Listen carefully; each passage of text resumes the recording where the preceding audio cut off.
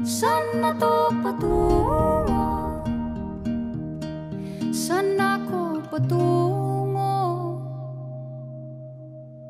Dahan-dahan nating simulan muli ang paghakbang.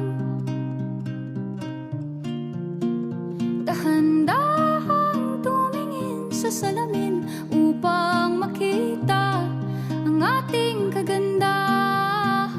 Dahan-dahang iangat ang mukha upang maslayan ang payapang kalangitan. Oo, pagod ka na, pero di ka nag-iisa,